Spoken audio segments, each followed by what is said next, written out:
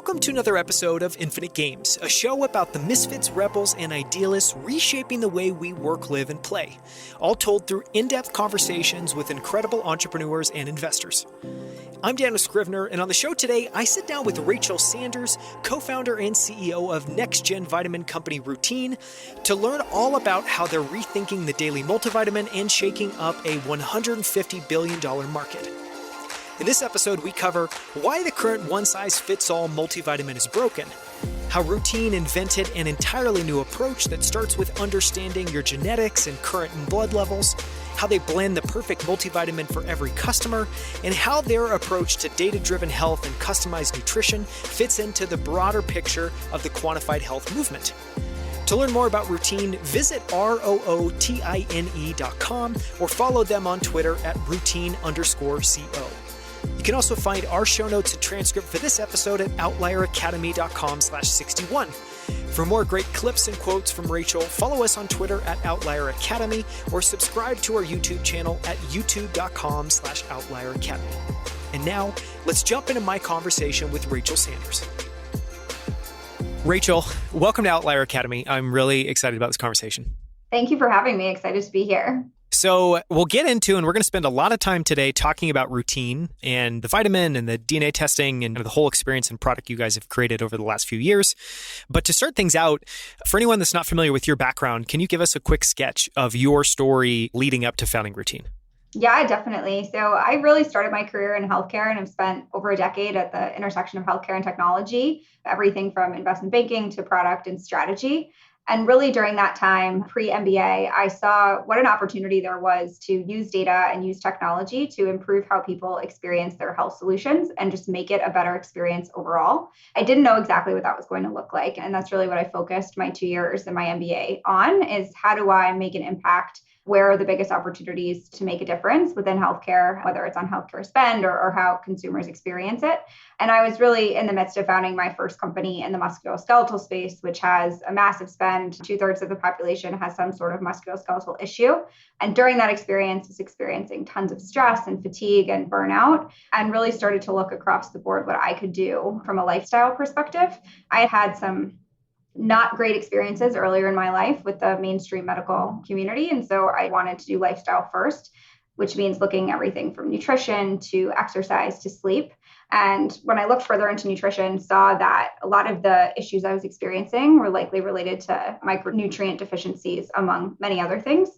Close to 90% of people don't get adequate daily vitamin and mineral intake, myself being one of them, which can lead to everything from stress and fatigue like I was experiencing to mood imbalance and many chronic health conditions like metabolic health concerns and heart health issues as well. And that experience was happening all around the same time that I connected with our co-founder at Rootine, Daniel. He has a PhD in biotechnology, and he had spent the last 12 years really innovating around how do you create prevention-focused products using health data from a really scientific basis. And so we shared our stories. We were both looking to improve our health at that time and saw what was available on the market just didn't really exist in the form that we wanted it. So we came together really driven by a mission to use real biological data, real science to build better solutions for consumers, which is how we came to Rootine.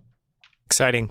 I want to ask one question around the medical part of your background, which is, I feel like anyone that I know that is working on something in the healthcare field has horror stories in their background. And so I'm curious, what experiences did you have? What did you see that really opened your eyes and made you recognize that, yes, this is truly broken. I need to go and be a part of this? Those experiences go back to middle school for me. And when I was having some serious gut health issues and turned to the medical community like you would back when that was happening, I'm now going to date myself. But I went to a few different gastroenterologists, and they basically told me that nutrition didn't matter, which in hindsight is just an absolutely ridiculous comment, especially to tell to a middle schooler. And so we, as a family, didn't listen and decided to change the way that we ate and how I did things. I didn't have dairy for close to 12 years. I didn't eat processed meat for a long time, but really solved my own health issues through what I was eating and what I was putting into my body.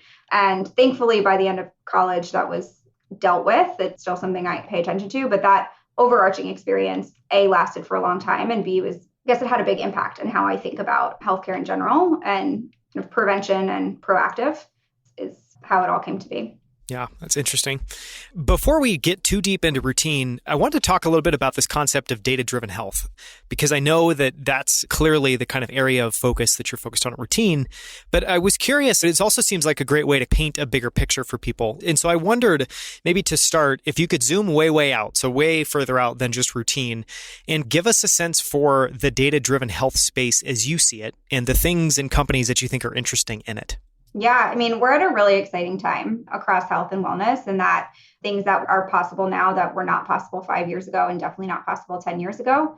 And that's everything from the wearables and the data that we can get by wearing something on our arm, or even the continuous glucose monitors that we can now gain access to, down to the click of a button to get testing for your genes, testing for your blood, testing for your hormones, and just make it so that people have access to data. Close to 50% of the market has some sort of wearable. The understanding and desire to get information about your body from a consumer standpoint is also continuing to increase, in large part due to the pandemic.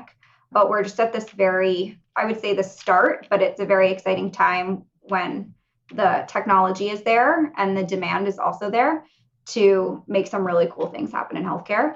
And then on the solution side, technology and the cost obviously matters here as well, but there's a number of new solutions that are coming out that are actually using data, individual data, not just one size fits all standard like historical research, but using individual data to create truly unique solutions and deliver truly unique insights to each individual. As we kind of look across the health stack, which is a new concept, everything from primary care, there's Forward and One Medical. Parsley Health is doing some really interesting things around functional medicine.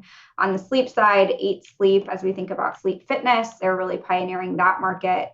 There's new opportunities for glucose tracking. Levels is one that's very exciting, one that I've used that provides really interesting insights and has the potential to make an impact across kind of the metabolic health dysfunction space. And then there's, of course, I'm going to say Rootine as part of this pioneer in the cellular nutrition and micronutrient side of things. But overall, there's a wide variety of companies that are coming together to help people improve the way they look, feel, and perform, really using data. And the last part of that data that's very important is the feedback loop that companies like ours are really focusing on. It's one thing to build products that are based on data, and it's another thing, and kind of where the future is, to build those products based on data and then actually track if they're working to create continuously better products for individuals and for the population that you're serving.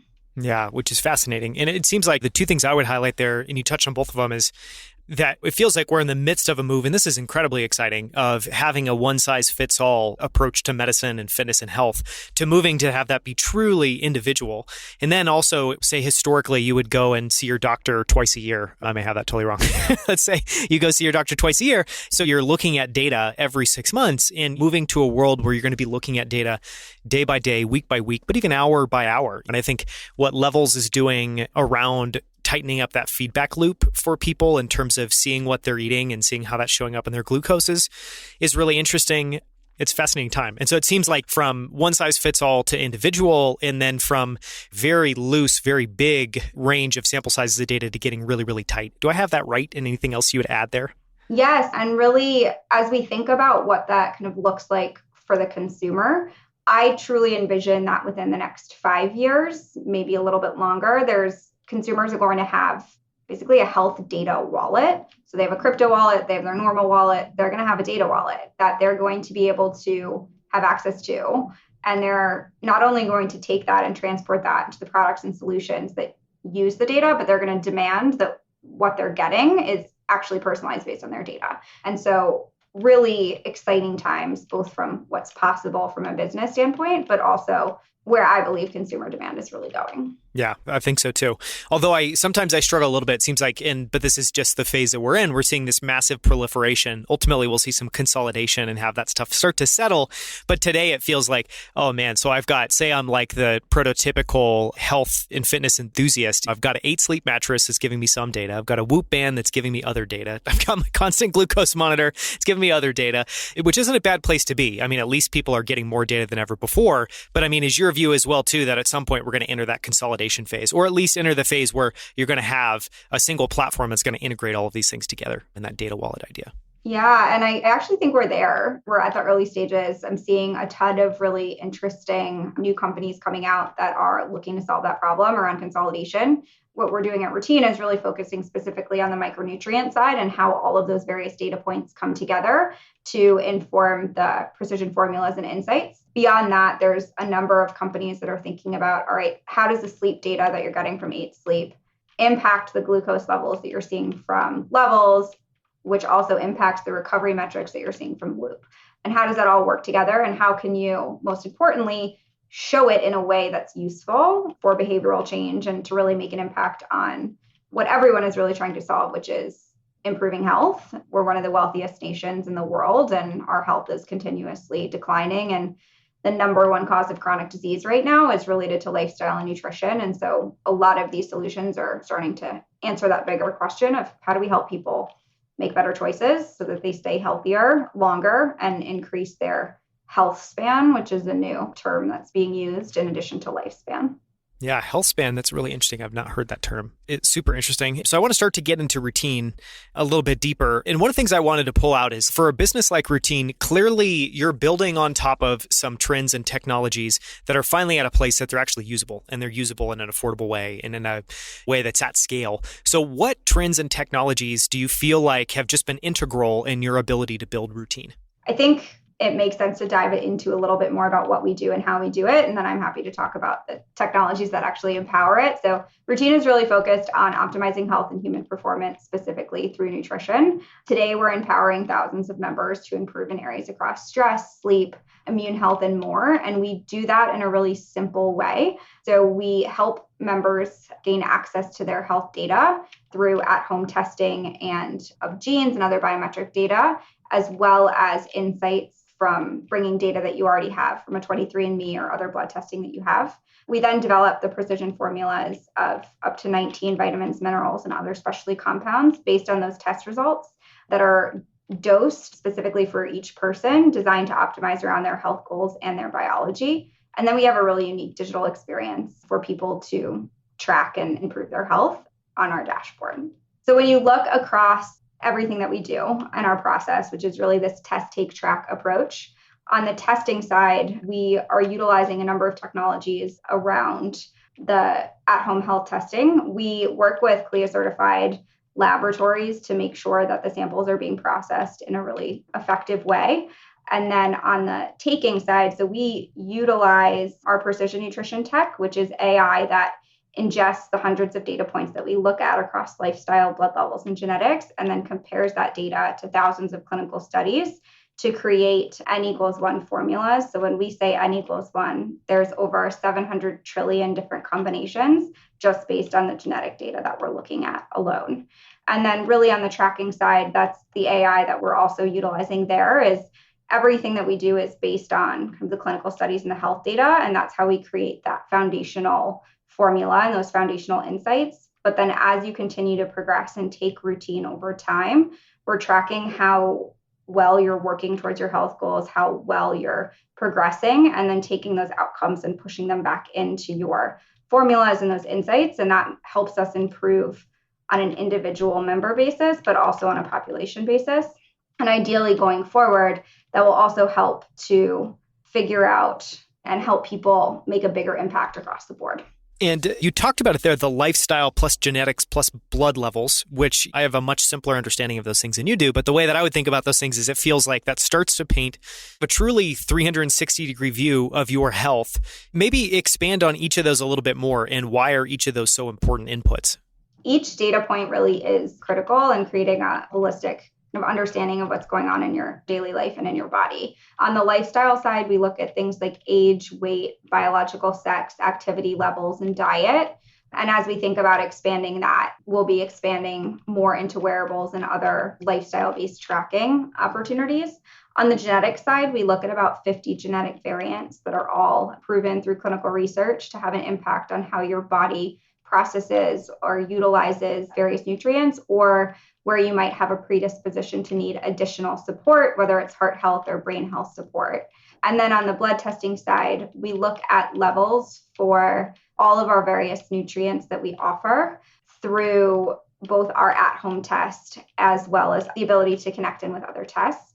Our current at-home blood test looks at vitamin B6, B9, which is folate, B12, and D3, but we're definitely looking at expanding that testing source. But if consumers have their data, we can utilize it, ingest it, analyze it, and create the products and insights from that. I imagine, obviously, you talked about someone comes in, they maybe tell you a little bit about their goals. Then they're going to get this at-home test shipped to them. They're going to take this test. And then out of that is going to be created the multivitamin that they're going to be taking or the routine vitamin they're going to be taking. Do I have that correct? And then once someone gets through all of that, what does the feedback look like? And what does the continuing of that experience look like? To clarify it, it sounds a little bit like there's a large lift, but we make it very easy and it's really not challenging, especially if you already have data. But even if you don't, we facilitate that testing quite quickly. So on the step 1 is you order through our site. Step 2 is you connect and take your tests. So about 50% of our members will bring data they already have. The other 50% will take tests through us, whether it's the DNA test or the blood test. And then, we create the precision formulas. You can log into your dashboard, dig in further into your formula, other insights from the test results. We'll deliver those nutrients to your door in really easy to take packs that have microbeads in them. So our nutrient delivery is through microbeads, which are slow release. They are engineered to be more absorbable and bioavailable in the body and make it easier for people to take pills. So close to 40% of the market can't or won't take large pills, whereas close to 100% of our members are easily able to take our microbeads and really enjoy the option to take it with liquid or stir it into a smoothie or a morning breakfast bowl. And then from there, there's a variety of ways to look at your feedback loop, including self-reported results, including continuous blood testing, and then eventually, as we look into expansion into the wearable space, how that data will continuously provide feedback. Yeah, that's super interesting. And how does the goals that someone set, does that have any influence on the vitamin itself? Or is that more just their targets that they're sharing with you and then you can help them get there? A bit of both. So we look at everything and the algorithm is very complex in how we create it. But in general, based on your genetics, there's certain nutrients that your body can't absorb or that it's dangerous for your body to absorb. So we often make sure to not include those or lower them if there's a danger or just a non-compliance with your body. And then from there, it's a very complex series of data points. And we use our clinical advisors as well as my co-founder, who is the scientist behind everything that we're doing, to build out those formulas. So I don't currently take a personalized multivitamin. I just take a standard men's multivitamin. I would guess that that's the default for most people. Talk a little bit about just how big a difference and improvement it is taking a generic one-size-fits-all multivitamin versus something that's tailor-fit to your body. Yeah. I mean, the first question I like to ask is, would you ever buy a house without looking at the pictures or at least looking at the address? And if the answer is no, why are you putting something into your body without actually testing what you need or understanding if it's even compatible to your body? So that's really the picture or where we start there. But on average, of the 20 nutrients that are in a standard multivitamin, 1 is likely harming you, 2 are ineffective, and the rest are incorrectly dosed. More is not more when it comes to nutrients. And there is obviously differing science on this, but you can read a variety of different articles related to this. But there is a lot of clinical evidence showing that genes really play a role in what's harmful, what's helpful, and the dosage that you really need, as well as understanding your blood levels. So without looking at that data, you don't really know what you need, you don't know what you're taking, and you don't know if it could be harming you or helping you. Which is the state that most people are in today. Right. by and large. Yeah, definitely. And I'll say too, our members experience everything from boosting productivity. Over 70% sees an improvement in some sort of health metric that goes to 85% after taking Rootine for 3 months. People are seeing impact across lower stress, better energy, mood health, better immune health, and more. I want to get a little bit into, I know something you and I talked about before we were recording this interview is just around why vitamins are broken. We've talked a little bit about that. We talked about that some things likely harming you. You have a bunch of things that are incorrectly dosed. Why else are vitamins broken generally? It's just if we zoom way, way out, because I guess the sense there is we're talking about the change of like a high quality multivitamin, which is definitely better than things broadly available on the market, to something that is much, much, much better because it's just tailored to you. But if we zoom way, way out for there and just look at the vitamin market at large, large. Why is that broken? And what are some of your observations by working in that space of just how bad things really are? The vitamin and supplement industry is massive. Over 75% of the US takes some sort of vitamin or supplement. So it's also very utilized. The problems there's historically been dubious claims. I think a lot of newer brands are doing a lot better job of actually looking into what's in the products and what's on the label. We come close like 3 to 5% of what's in the label, whereas the FDA only requires plus or minus 30% of what's on the label, which is something that most consumers don't really understand. There's also just been this proliferation of different distribution channels, different brands, and massive amounts of differing education and conflicting education around what's good and what's not. The funny thing is most of that comes down to what is going on in the biology of the people that are actually taking it, which is when things do or do not make an impact. But that hasn't been as much in the conversation until the last couple of years. There's a recent Brigham and Women's study, I believe it was done in 2019, that showed that nutrition research and things around vitamins and minerals really need to be taking into account your genotype when it comes to figuring out what the results are. And the other kind of basis for a lot of this is historical nutrition research has not been done on a wide variety of populations and is done on an average basis. Some of the best or most cited research around vitamins and minerals is a decades-old study on middle-aged white male physicians. And so if you're basing a lot of your products and research or claims on studies done on very specific populations, you get into a problem. And that's really where we are now. And what's exciting is because of this technology that we've talked about, because of the ability to do more N=1 optimization, we can now really start to figure out what works for each individual, because we know that micronutrients, so vitamin, minerals, and other specialty compounds, have a significant impact on health. And so we want to help people get that right without overdosing them or underdosing them. I want to talk about one related thing. You just brought it up, but I think it would be helpful just to dive a little bit deeper into macro versus micronutrients. This is something you and I talked about before. I thought was just fascinating. And clearly you guys are focused on the micro part of that. So just help flesh that out a little bit for us. Yeah, definitely. So when you look at kind of what you're putting into your body and how you keep your cells healthy, there's macronutrients, micronutrients, and hydration. On the macronutrient side, that is the proteins, carbs, and fats of the world. Most of the US is getting enough, if not too much, of all of those. The micronutrient side are the vitamins, so like vitamin B, vitamin D, minerals, that's zinc, magnesium, and specialty, or like non-vitamin, non-mineral compounds, which are alpha lipoic acid, MSM, coenzyme Q10, and things like that. All of this is really important to keep your cells functioning at their optimal level. The problem is, as you think about nutrition first, and that is an argument that a lot of people have, it's very hard to know what your body actually needs from a macro and micronutrient standpoint, and B, get that on a daily basis. In the US, according to the CDC, 90% of people don't get adequate daily vitamin and mineral intake. So they can have micronutrient deficiencies that really create problems across the board, from stress, fatigue to these chronic diseases that we've been talking about. That's really how it's broken down. Yeah, super interesting. I'd love to go and talk a little bit about switch to tactics and talk about just building this company over the last few years. And maybe we can start there, because I know you guys have been on this journey for 3 years. We were talking before we started recording, but the website you just launched looks amazing, tells a really compelling story. And you were just making the comment that, yeah, it's taken us 3 years to get there. So I just to start, what do you feel like has changed the most? And what do you feel like you've learned the most in the first 3 years of the company? Yeah, definitely. So we founded Rootine in 2018 and launched publicly in 2019. So we've been in market for about 2 years, but been working on it longer than that.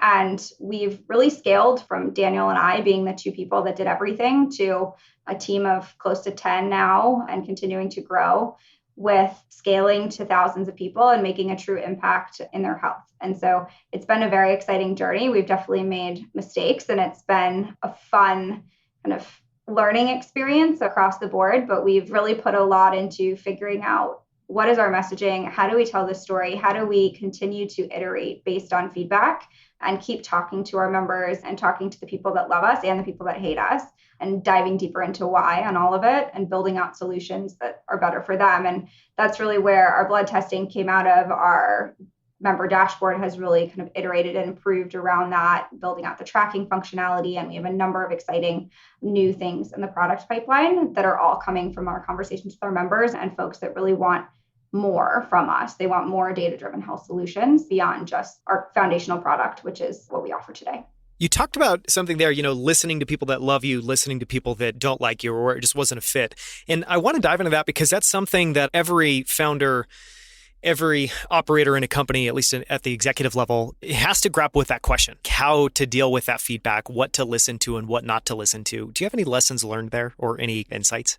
Yeah, definitely. Obviously, an argument out there beyond maybe get an MBA or not when it comes to founder. This is one of those, thank you to my MBA and specifically the professors that I got there. And I took a class in product management from a woman named Julia Austin, who has been instrumental in helping us think through kind of growth and feedback and really thinking about how to implement that from a product standpoint.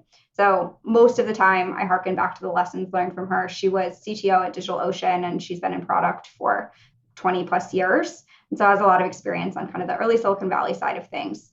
And really feedback's the gift. The worst thing that you can have as a founder is someone ghosting you or not telling you what's wrong or what's right. If you know what's wrong, you know where to focus and know where to fix. And if 10 people are telling you all the same thing that's wrong, it's amazing, right? Like you have the exact data you need. Where do I focus? Building a company is all about resource allocation and prioritization. And if you have something wrong that 10 people have told you is wrong, it's like, okay, no question. That's where our resources and time allocation is going this week, this month, this year. And so I love feedback, whether it's good, bad, but I hate when I don't know. Yeah, that example there of 10 people saying the same thing is super helpful because that does happen. But I guess my experience has been that, I guess it's tended to be, it's definitely company specific, but that oftentimes feedback can also lead you in very different directions. And the approach I try to take there is like, listen to it all and then triangulate, which is just this idea of like, sometimes people use different words, people use different language, but they're really talking about the same thing. Any insights there into like what to do when you have conflicting feedback you're getting? Yeah, and this happens a lot too as a founder, as you're talking to people that are giving you advice in the space. It's no shortage of advice. Yeah.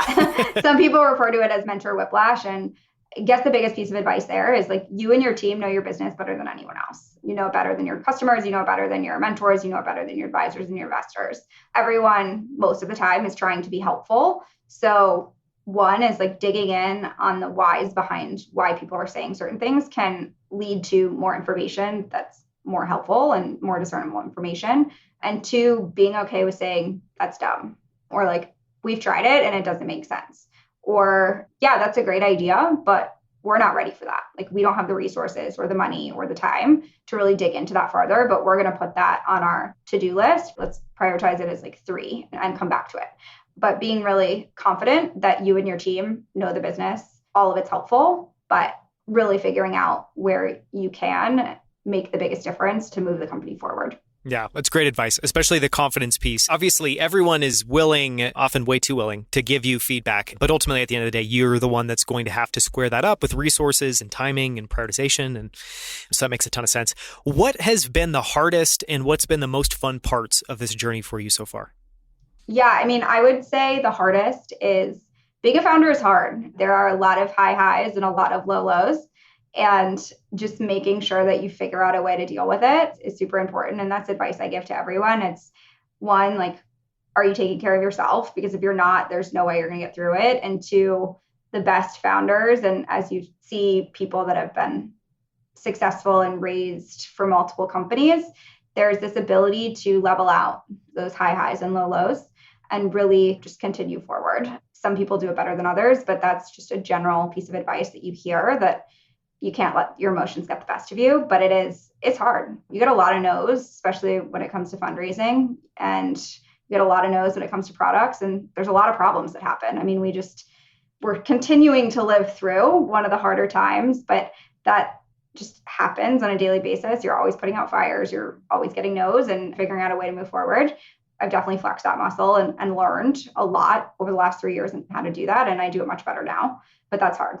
And then I would say the most fun part is just seeing the impact that we're having across members. And especially in the last year, we've had everyone from Steve Aoki to, we just had an IG Live with Matt Brown, who has been a UFC fighter for the past 20 years, just to even to our normal members who are writing in and saying, how much Routine has helped them improve their energy and learn about their bodies. And that is why I got into the space and why I started in healthcare in general. And so being able to see that impact and the brand awareness growing is fun on a day-to-day basis.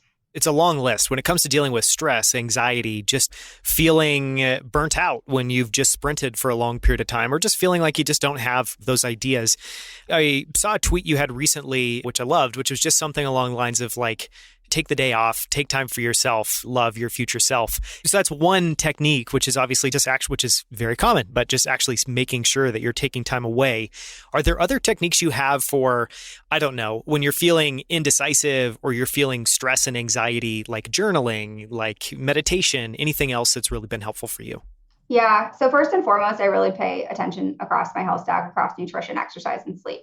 I've tested a lot of different things, and exercise is my number one de-stressor, and walking is my number one way to get my mind in a place or like make me think through something. Thankfully, I have a dog, which I think you just saw jump off my lap, but that means I'm walking on an almost daily basis.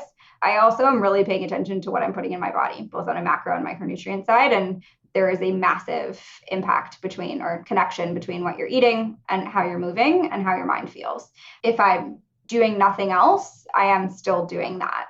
Beyond that, I think from a young age, I've been able to recognize like when I just can't, which is a very millennial thing to do. But just if I'm sitting in front of my computer, scrolling through something and my mind is just not there, I try not to force it unless I absolutely have to.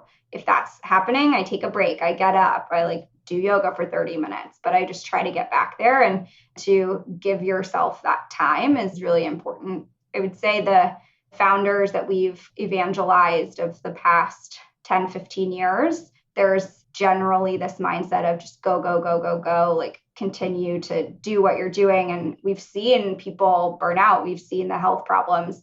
Founding a company is a long, stressful journey. So you really do have to take care of yourself. And so remembering that if there's days where you just need a break, you got to take one. If you could go back and whisper something in your ear 3 years ago when you were founding this company, is there any advice you would give to that early version of yourself? It could be advice. It could just be a reassurance. What would you say? Yeah, there's about 100 things that I would say, but I was actually talking to someone about this recently, and it has more to do with being a female founder than anything else. And that what's happening in the news, the advice that you read, you have to look at who's founding those companies because it matters. And if things look unfair, they are. And you just got to accept it and figure out how to work around it or do better. Female founders have to do more with less. And that just is what it is. It's a very unfortunate state of the market. The percentage of funding that goes to female founders is abysmal. I think we're at 2.2% so far this year on average, which is the worst it's been in 5 years. We're going down, where we're seeing in a fundraising market these massive early rounds being raised at insane valuations with no revenue and no product. Yeah, there are some female founders in that, but for the most part, that's not necessarily the reality. So figure out who you are as a founder, whether it's a female or someone underrepresented or not, and understand what that means for you and how you need to build, how you need to think about relationships, how you need to think about fundraising and go forward. That's something I would have loved to know a little bit more and focused on, or maybe listen to, because it's probably advice out there when I was starting the journey. Yeah. And it's obviously terrible that that's the state of things. And I feel like individually, you can try to kind of move the needle there, but the overwhelming stats are what they are, and they're incredibly depressing. And so it sounds like a lot of that feedback is generally around, just thinking deeply and setting your expectations correctly. And I would guess, just to restate it, but I'm guessing that things like raising capital, things like recruiting have just been more challenging for you as a female founder than you would have guessed they would have been. I wouldn't say that they're more challenging. I would just say we had different challenges, or there were different things to think about that male founders might not. There's a lot of research. I think it was published in Harvard Business Review, but specifically around prevention and promotion questions. This is one specific where female founders across the board that are raising 70% of the time get prevention questions, which basically is talking about how your business won't fail. Whereas male founders 70% of the time get promotion questions, which is talking about how big the business and the idea can be. When you think about what you're investing in, and you're investing in moonshots, and you want to talk about how big the vision can be. And the problem is when you get those questions, most of the time people, if you don't know about it, will answer in the same manner. So you have 30 minutes of talking about all of the things that could go wrong, or 30 minutes talking about an hour or however long the meeting is, talking about all the things that could go right. Yeah, which is a very different conversation. Yeah, just understanding that and knowing that is important. We'll try to find that article and link to it. That's fascinating stats. And yeah, as someone that's in those conversations, I mean, I feel like the bar, both for founders and for investors, is you want to leave a conversation more excited that you began it. And it's hard to do if you're spending the entire time, feeling like you're just defending a laundry list of possible things that could go wrong with the business. And yeah, that's never a fun conversation.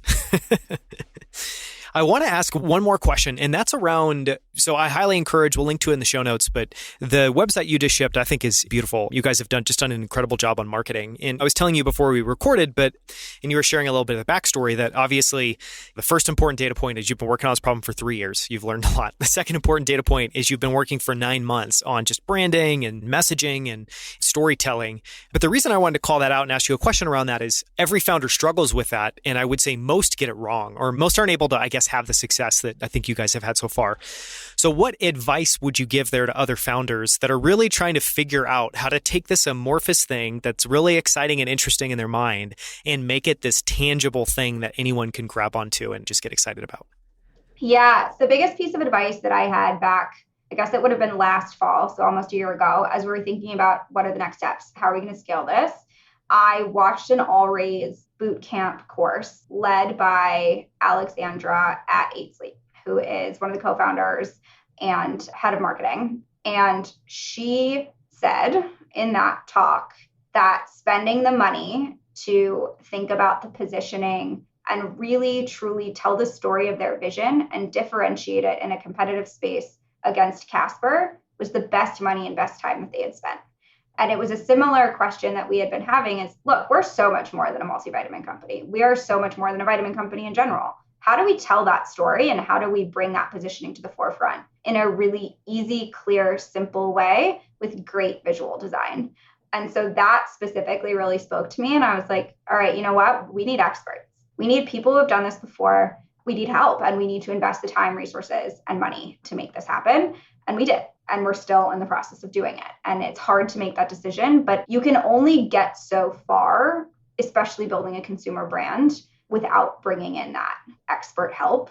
Even if you're an expert in the space, to have that external view is really helpful when you think about it. But as you're thinking about it, I would be very diligent about reference checking, seeing what work whoever you're working with has done before, seeing how they are to work with. It can be a long process. You want to work with people that you like and making sure they understand the vision of where you're trying to go from the get-go and not asking those prevention questions. You can get those from everywhere and everyone can get them. So do people want to go on this journey with you and want to help you? And that's how we really thought about selecting vendors. I would love that advice because I think 8 Sleep has done a masterful job at that. And it is something that my sense is a lot of founders just misjudge how important that is, because I think for a lot of people, they're like, I'm excited about this, I'm interested in this, and they don't quite recognize that there is quite a big barrier and chasm you have to span of figuring out how to articulate that to others. One more question I was going to ask about that is, I've been a part of a number of those journeys where you're trying to define what a company is doing and how you communicate that message. And I've always felt like when those projects are going really, really well, I feel like every week we're learning something new about the business, or we're seeing it from a new, interesting, different lens. And often it's not a big leap, but it's just like, rather than looking at it this way, it's just a slight twist in the angle. So having gone through that process, what would you say were like ahas, or were just things you didn't expect that you learned along the way by working on that? I would say just the language and the how we say things that resonates was not necessarily surprising, but just so interesting and fun to figure out along the way. And everything from that, how it works and like how we talk about it and how to simplify that message. And we're still working on like, how do we simplify this? It's a very complex thing that we're doing. How do we make it simple for people to understand and just grasp and want to get involved with without a 45-minute conversation? That those conversations typically get people excited. How do you distill 45 minutes of talking into a 30-second view of a website? It's just a fun challenge. And it's always very insightful and fun to figure out, especially when you see things that are working.